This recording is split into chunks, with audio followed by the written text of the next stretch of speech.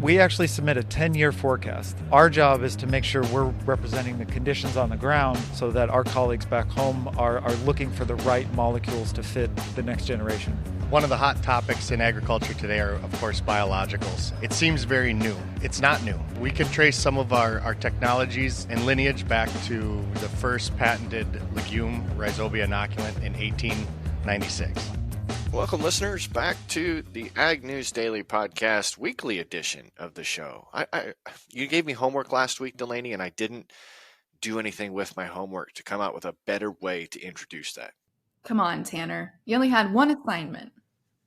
Oh, you gave me way more assignments than that. Don't let the listeners think I only had one job. But we are not together today, so this will be the first time that we've done video since we started recording in the studio separately. So where are you at, Delaney? I'm in beautiful San Diego, California this week. I was at a business conference, and we thought we'd test our hands at trying this virtual video setup. So as you can see, I'm in a hotel room. So not a super exciting backdrop compared to yours, Tanner, but I'm not going to complain because the weather out here really is annoyingly nice, as folks around here say.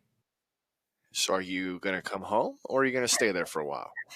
Well, I guess time will tell. All right. Well, let's get into the news. We'll start off with a little bit of weather here. We do have red flag warnings that have been issued for the eastern two-thirds of Nebraska and parts of several other states in the Midwest, according to the National Weather Service. Counties in Iowa and South Dakota are also included, along with strips of land throughout central Kansas, stretching from Nebraska to the Oklahoma borders, according to the National Weather Service maps.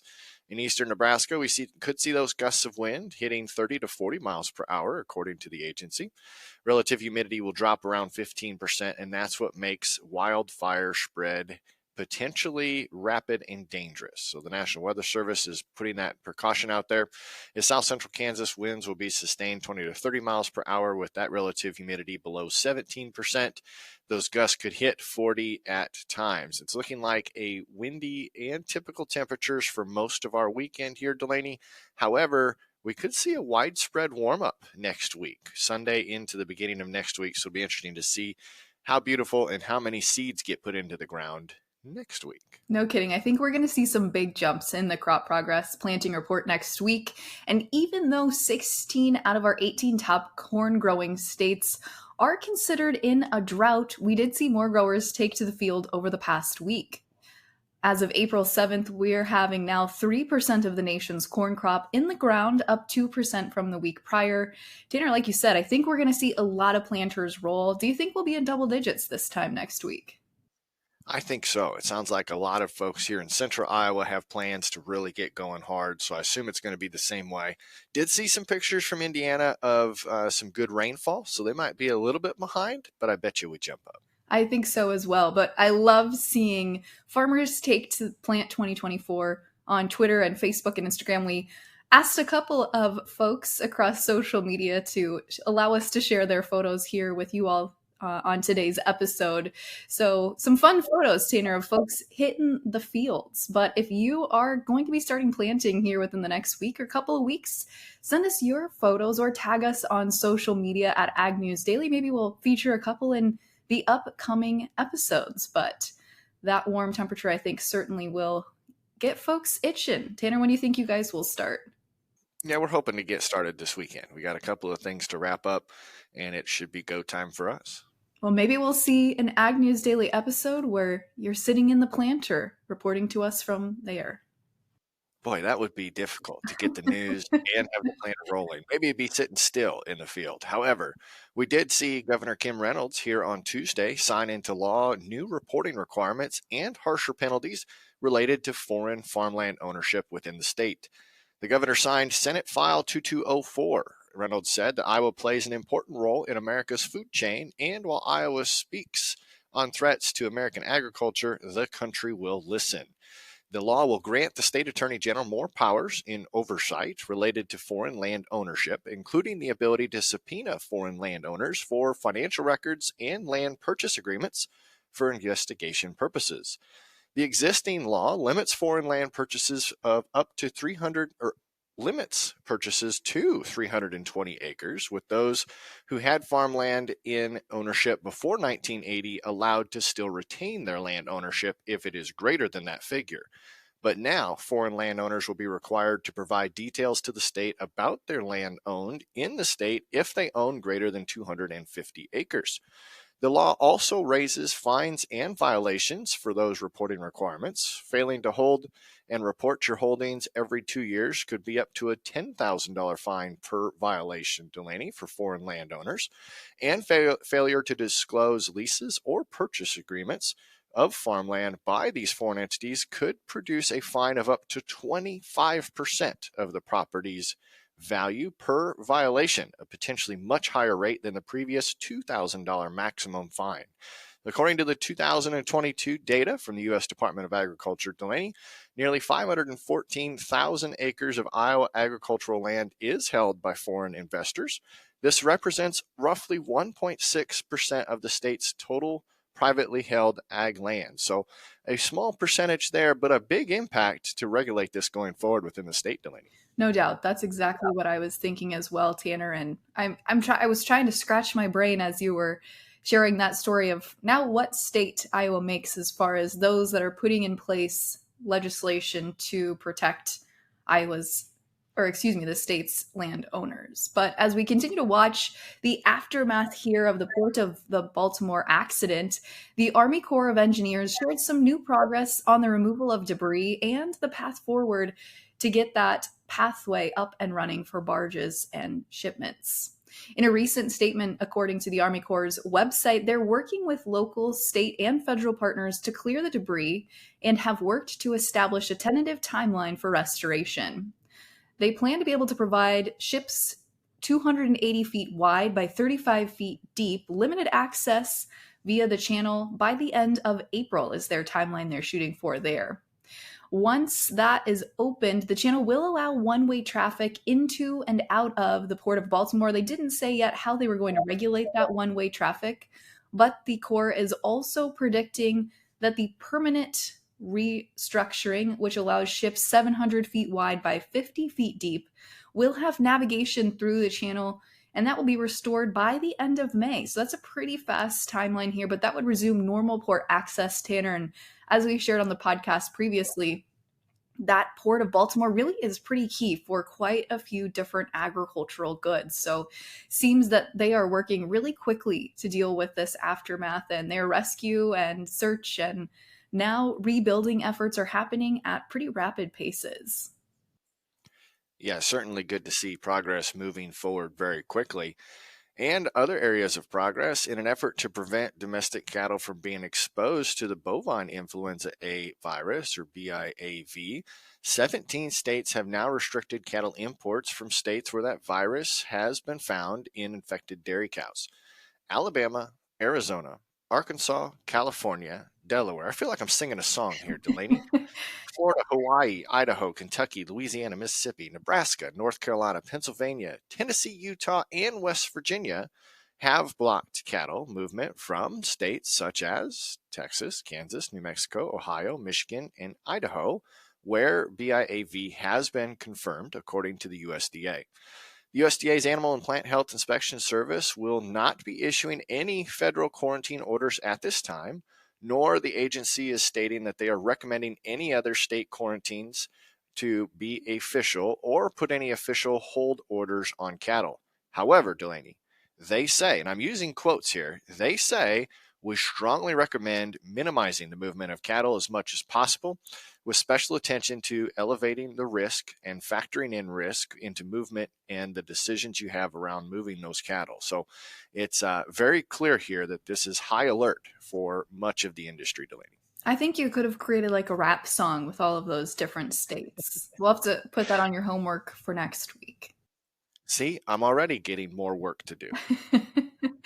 Well, it sounds like the EPA still has some work ahead of them. We once again have GREET in the headlines for having no real updates. Last week at the Society of Environmental Journalists annual meeting in Philadelphia, EPA Administrator Regan stated that the GREET model will be complete in the very near future, but didn't give an official timeline or expected date. Of course, that deadline has come and gone now, as we saw March 1st being when they originally thought they would release the GREAT model, and it seems, Tanner, patience is running thin within the industry. In Iowa, Senator Chuck Grassley's weekly call with reporters, he apparently shared he was very unhappy with the amount of time it has taken to get the GREAT model. And he said he was also unhappy from what rumors he's been hearing about how the GREAT model updates will be reflected when released. He shared that some of the updates for sustainable aviation fuel from the Biden administration just aren't really going to correlate to how farmers are actually producing corn. In a quote to reporters, he said, quote, "We understand that this model might say that you can use corn as a feedstock, but it will have to be grown in one of three conditions: minimum tillage, cover crops, or these new crop corn planters where you have very precise applications of chemicals or fertilizer." He shared that the problem, Tanner, is that when grain gets commingled at an elevator or cooperative, you can't tell one kind of corn from the other, and that will make the GREAT model formula really hard to follow and formulate. So he did not seem impressed by some of those preliminary rumors he's heard about how the GREAT model will be formed. But hearing rumors that maybe now we're shooting for a mid-May to end of May timeframe, Tanner. Yeah, and that is one of the questions I think we've been asking those close to this from the beginning, is what and how you identify one kernel of corn to the next kernel of corn. We got some good news for our listeners in the Texas Panhandle area. The application deadline for the Young Farmer Grant Program has been extended. Now, it's only been extended through April 17th, 2024, but this is in an effort to provide additional support to young farmers impacted by the Texas Panhandle wildfires. We reported in February the Smokehouse Creek fire, the largest recorded in Texas history, that claimed over 1 million acres in Texas and Oklahoma, results in replacing miles of lost fence and other major expenses. A person who had something damaged by the fire could be eligible to apply for a new farmer grant to help repair their operation. The grant, in addition to the State of Texas Agricultural Relief Fund, is aimed at farmers interested in enhancing their operation through expansion, better land management, increased technology utilization, or other improvements. The Texas Department of Agriculture supports production agriculture, whether it involves hooves, feathers, or flowers, Delaney. And as an average age in the Texas farmers and ranchers continues to increase, this is an incentive to do all that they can to nurture the rising generations of agricultural producers coming up, especially when they're facing challenging economic and environmental concerns, Delaney. So good to see here that application was extended, not for very long, but at least there's more opportunity for our listeners. There absolutely is, Tanner. But switching our attention here to some global geopolitical headlines. Russian missiles and drones destroyed a large electricity plant near Kiev and hit power facilities in several regions of Ukraine on Thursday, according to officials. They're really trying to ramp up here, it seems like, pressure on Ukraine's energy system as Kiev is starting to run low on air defenses. The major attack, more than 2 years after this invasion has happened, completely destroyed also a coal-powered thermal plant near the capital. Unconfirmed footage shared on social media and a variety of other places showed a firing range at large Soviet-era facilities and black smoke belching from it. According to President Zelensky, he said, "We need air defense and other defense support, not eye-closing and long discussions." I think, Tanner, that was probably in response to the way that maybe the Western world has started to respond to the request for more military aid. Yeah, it seems as though that is going to be a continued message. We did see, though, that Ukraine's maritime agricultural experts were at 2.95 million metric tons in the last 2 weeks of March. Corn dominated those shipments. The Farm Ministry data is showing this result for us. Ukraine traditionally exports 95% of its ag goods via the Black Sea or Danube ports. And at least we are seeing a steady movement. When I look back at the 2 weeks in earlier part of March, it's pretty much a steady line there. So at least our Ukrainian farmers have some consistency, but we are definitely not back to pre-war levels yet at this moment. And now it's time, Delaney, to jump into our first conversation of the day. We have Novonesis. That was one of the fun words that we got to learn here. We're going to welcome Adam Kayser into this conversation. Let's hear what he has to say. Sitting here at Commodity Classic 2024, excited to introduce to you, our audience, Adam Kayser of Novonesis. So you are a technical agronomist for the company, correct? Yes, I am. So what is a technical agronomist for our listeners? Depends on the day. It depends on the season.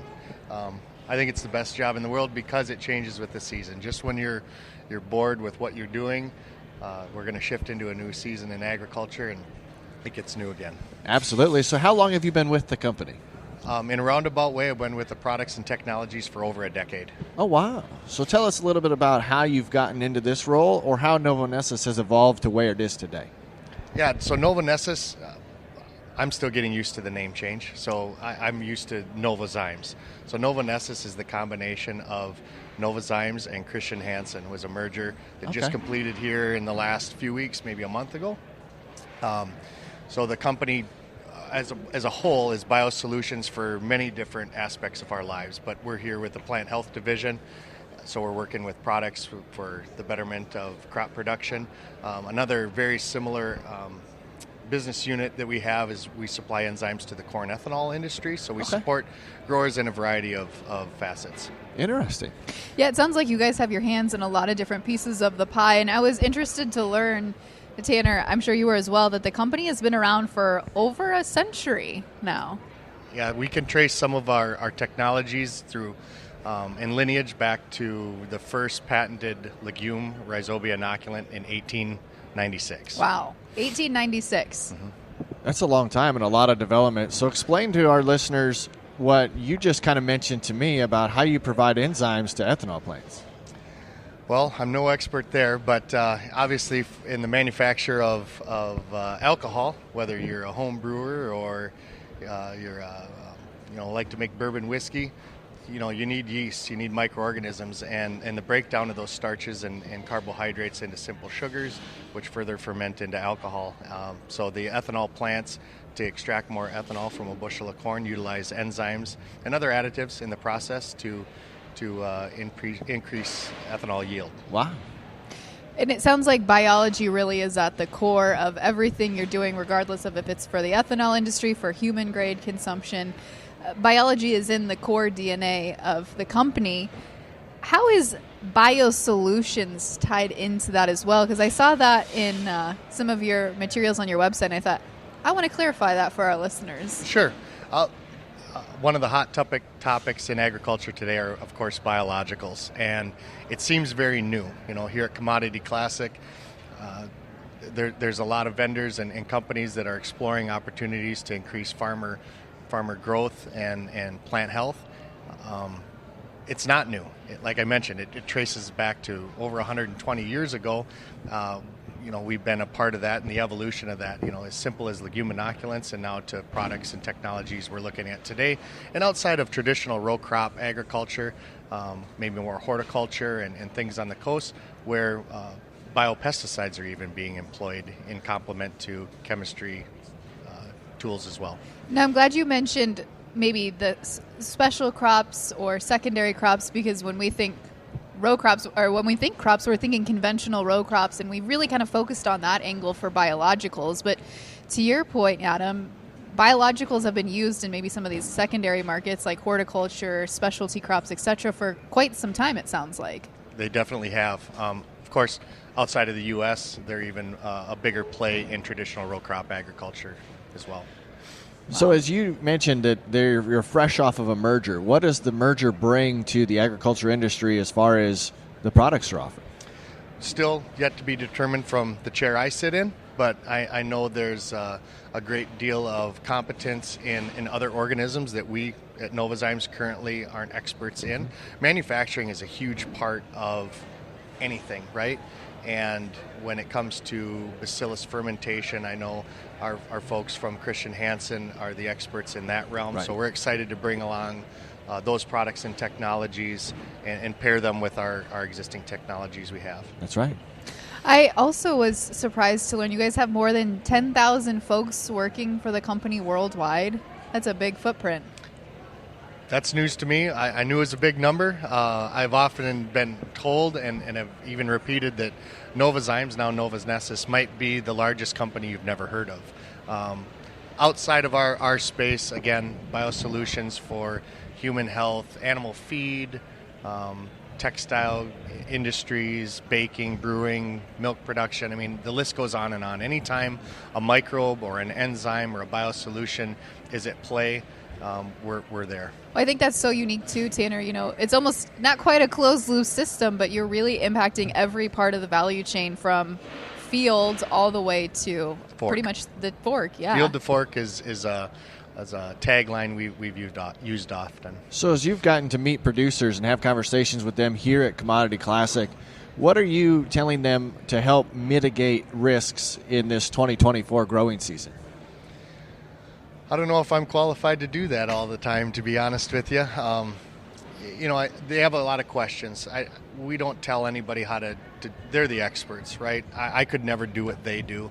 They do come to us for advice and help navigate the space to successfully use our products, having questions about the industry and space, and we're pretty qualified to do that. Like I mentioned, producing similar type organisms. We've been a part of the evolution of what we see as biologicals in agriculture today, and having that expertise from manufacturing to compatibility and understanding how they work together with current maybe chemical means right. is pretty important. So those are a lot of the conversations that we have, and like I mentioned, we don't tell anybody how to do something better. It's about listening and right. understanding the situation.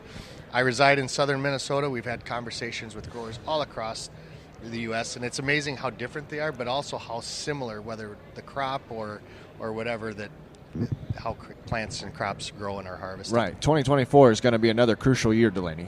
Yeah, we certainly talk about farm profitability and ROI all the time. And it's in years like this, I think actually biologicals and some of these alternative products really make sense because you're potentially reducing inputs on the other end and still going to see increased yield, increased soil health, increased plant health. But in some of those conversations you're having with growers outside of Commodity Classic, those folks you work with day to day, do you have a story or a moment where it really hit home for a grower and it was kind of that aha moment for them?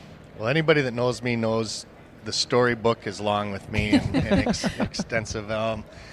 I guess really talking about the history, I think what I mentioned early on is just the aha moment of how far back biological use in agriculture is, preceding commercial fertilizer, going back to ancient times, in fact. And I think then the comfort level of these products and technologies, is greatly improved. I think that's the aha moment to me, is just understanding this is not something new. This is something that is foundational for agriculture, period.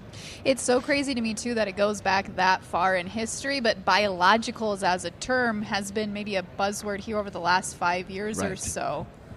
Yeah, you're not wrong at all. And I think that we're probably going to catch the attention of a lot of our listeners when they don't realize how far back the usage goes. So if they want to dive deeper into Novonesis, how do they look up more information? The internet.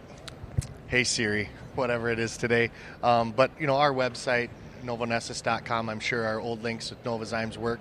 I'm not totally aware how far back we go. I know I open a lot of my trainings, because we offer a lot of trainings for agronomists. I open up with that, and start taking that. And that came through research of ancient agriculture as well, from moving soil from a plot of land to another to improve crop growth. They didn't understand why. Right. They just noticed that it worked, and it led to where we are today. So are the products available through direct purchase, or is it through a network of dealers? Yeah, traditional ag retail Okay. is our go-to-market strategy, has been and continues to be. So any cooperative, large chain. So they can work with their trusted agronomist as is, just needs to inquire about the products that you produce. That would work. Well, that's great. Well, this has been a fun Commodity Classic. Hopefully you're enjoying your time as well. We appreciate you coming over and sitting with us. Thank you. Well, another great conversation, Tanner, we had at Commodity Classic just over a month ago now was with BASF's Marketing Director for Crop Protection, Brady Spangenberg, talking all things crop protection and what's ahead for the growing season here. So let's turn it over to that conversation. Brady, we're so excited to chat with you today. Thanks for joining us. Well, thanks for having me, Delaney. Happy to be here. Brady, I would love to dig into learning a little bit more about your role. It sounds like you've got a lot of big shoes to fill with your role as head of crop protection for all of the U.S. Yeah, leading the marketing group's really interesting. We're trying to make sure we manage both the current year and plan a couple of years out, because the products that are on the floor today are really the result of planning that we and the rest of the team have done a couple of years prior, and it takes that amount of time to make sure you have everything in the right spot. Tanner, I'm just always amazed at the amount of foresight you have to say what are growers going to be dealing with in 3, 4, 5 years from now, 10 years from now, and being able to plan all of that. It is, absolutely. So tell us a little bit about your past. What was your connection to agriculture before getting into this role? Sure. So I grew up in Council Bluffs. Had friends that farmed on the bluffs, square bales of hay and some other things. My father-in-law worked for John Deere in central Iowa, and so always was kind of around it. And that's the best part about agriculture, is if you're close to it, you're also never very far away from it. And that's, for me, the most exciting part, that you get to see your products, your work materialize in things that people use for fuel, food, and fiber. Yeah, so how long have you been with BASF? Been with BASF for 13 years. Wow. Actually started over in Germany, was working in a global communications role, and have worked my way back into the U.S. organization for the past 9. Wow. That's really neat. I'm curious. I know this wasn't in our pre-approved talking points, but with your role being in Germany first and then transitioning into the U.S., what were some of the differences or similarities you saw between what was going on in Germany versus what was going on here in the United States? I really got to realize how big and differentiated BASF is, right? It's we think a lot about agriculture and the ag products division, but there's a whole other set of different divisions, basic chemicals, monomers, care chemicals, that and the way the divisions really work together from an R&D perspective and a commercial perspective gives the company a different type of a sense of how we can deliver for the customer. I got to ask, do you speak German? Ja, ich kann Deutsch. Kein Love Problem. that. I love that, Tanner. That's great. That's the first time we've ever had somebody speak German, I think, on the podcast. Bratwurst. Yeah. And I think I can understand what he's saying. Yeah, I got that one. We'll stop now before he really challenges me. But it's fun when we get to talk to people from companies that touch so many different industries. So BASF creates chemistry, the slogan Sure. of how that affects, but you work very closely with those in agriculture. So as you are taking this information in, as you stated, to plan for many years, who's involved in that process of collecting data? So we actually submit a 10-year forecast. And you think, okay, so the material and the information that we're putting out to our global colleagues who are planning are asking for our opinion about what's going to happen in 10 years. That's a hard thing to predict. It's almost impossible, but you look at the mega trends, right? You look at the trends over the last 10 years. Well, weed resistance has grown. Different diseases have shown up, so that means we want to invest in products that have a broader spectrum of disease control. Efficiency matters, so you want products that activate quicker, that hold longer, that don't require as many tractor trips. So our job is to make sure we're representing the conditions on the ground so that our colleagues back home are looking for the right molecules to fit the next generation. That's just insane to me that you can have the ability to plan that far out in advance. So when we look at the last year here, we've had, a couple of really good years as far as commodity prices, really good conditions as far as weather have been concerned, maybe pockets where we didn't see the optimal growing season. But 23, we're coming off still a fairly strong year. Brady, what does that look like? Maybe a recap of 23, and what are we expecting here as we head into 24? I think what we learned in 23 is that performance matters. Even in an elevated commodity price environment, you can still lose money by suboptimizing, by going for something that may not hold as long or something that may not work as well. You might not get as much coverage. We saw things with that with your selection of your glufosinate formulation. If there are cheaper alternatives, but you want something that's going to perform under most conditions. It's going to go through the sprayer efficiently, and it's going to give you that coverage and that broad spectrum weed control that you're looking for out of your knockdown chemistry. Those that didn't wound up having to go back when you had some late season rain flushes in June and July, and the pigweeds and the water hemp just sprouted right back out. So what do you think will be some of the challenges for growers here in 2024 as we talk Midwestern United States? I think 24 is going to be the year of performance. We have softer commodity prices than we had last year, and the inclination might be to try and save your way to prosperity. And what we found is that Mother Nature doesn't quite understand that math. Yeah. And so how are you investing in the right seed to perform, right? We're talking a lot this year about a Zetavo soybean seed lineup. There's potential there for 100 plus bushels. But that means we have to invest. That means we have to prepare right. So you're talking overlapping residuals, your pre and your post, selecting a residual that will hold longer than maybe 10 days. So something like a Zidua herbicide. And then really talking about that performance fungicide spray. Are you selecting for something that is broad spectrum, covers a number of diseases, and also reinforces the plant with optimized growth efficiency, and something that offers protection during drought. I think you mentioned that last year there were pockets that didn't see a lot of rain, and they can still benefit from a fungicide application to carry that plant through. As we think about 2024, Commodity Classic is the place really to unveil new products, have great discussions with farmers. What are some of the discussions that you've been having with farmers about how we enhance performance here in 2024? We've been talking a lot about our performance-driven fungicide lineup. I think that the word plant health, which BASF pioneered 10 plus years ago with Headline, 20 plus years ago with Headline, has become kind of ubiquitous in the fungicide sphere. And so for us, we're looking at a new class of fungicides that we have in the marketplace, Veltima fungicide for corn, Revitec for soybeans, and looking at the different ways that those fungicides perform under different conditions. So you need broad spectrum disease control. That's a no-brainer in fungicide, but you also need support in stressful environmental conditions. Can the fungicide help the plant survive when it doesn't rain for 3 weeks?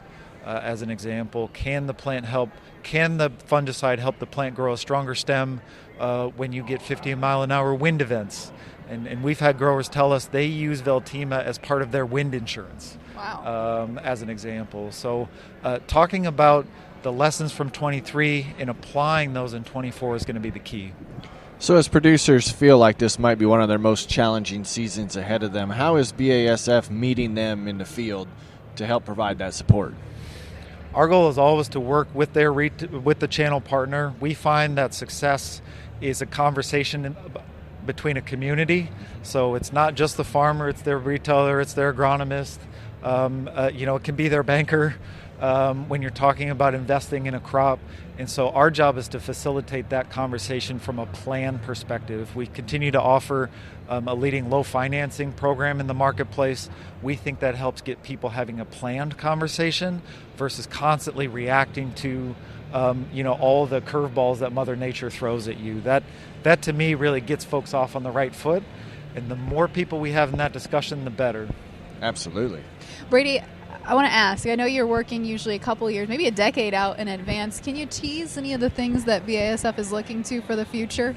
Sure. So in the not too distant future, BASF will be launching our own unique germplasm in the Zetavo soybean seed lineup.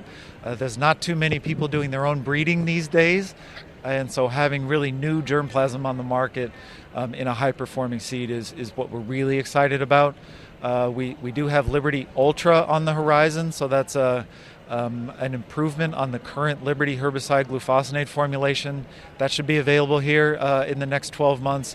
And Certain herbicide, so a new corn herbicide, first time ever that anyone's encapsulated a PPO and made it available, so something like Sharpen, but encapsulated that Sharpen molecule, that Kixor molecule, so that it can still go early post in corn.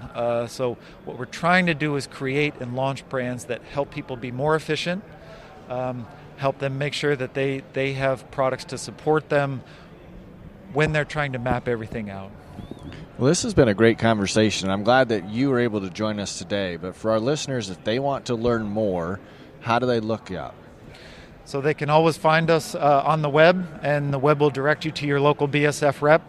So BASF.com, bsfagproducts.com, and then we also have a few sort of more agronomically oriented channels.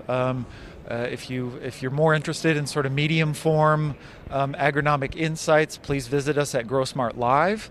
And if you're looking for more of a research library on fungicide performance, RevX Fields, so REVXfields.com, can get you the right information about fungicide performance in your area. Not just BASF fungicides, but us versus our competition.